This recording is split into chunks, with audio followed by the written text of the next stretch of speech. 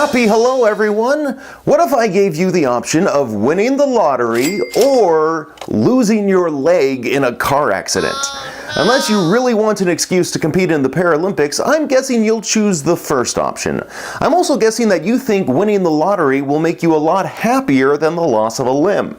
Hell, many of you would probably be willing to cut off a leg if it meant you could take home the Powerball. Many of us think of these type of experiences as the biggest highs and lowest lows of our lives, but the truth is, they are little more than speed bumps. My name is Ryan Wingfield, and my job is to make people happy. After years of doing stand-up comedy, I've devoted an entire year to the study of happiness. Join me each week right here on A Road Comics Road to Happiness. If you remember from a previous episode, positive psychologists believe that about 50% of your happiness comes from your genetic makeup, and another 40% comes from the choices you make.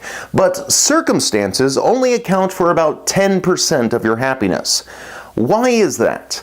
That is because we humans are very good at adapting to new circumstances, and the ripple effects of experiences, both good and bad, can only spread so far.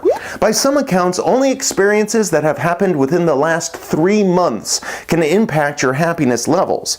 Some major life events, such as winning the lottery or the loss of a limb, can last longer, but not as much as you might think. Within 2 years, most lottery winners are as happy as they were before their windfall, and amputees showed only a slight decrease in happiness. This standard level of happiness is sometimes referred to as a happiness set point. Think of it as an emotional cruise control. No matter what happens to us, eventually we all return to our individual, normal level of happiness. Unfortunately, when it comes to the lingering effects of happiness, the bad outlasts the good.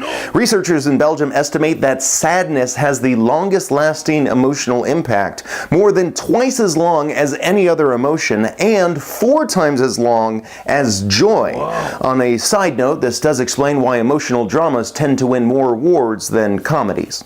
Some emotions, such as shame, fear, or humiliation, might seem like they would have a long-lasting impact, but researchers say that most of them are forgotten within an hour.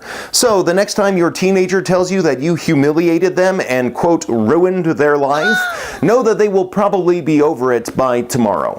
The big difference is that emotions like humiliation often come from minor events that don't really impact our lives, whereas sadness comes from major life events such as a breakup or the loss of a loved one.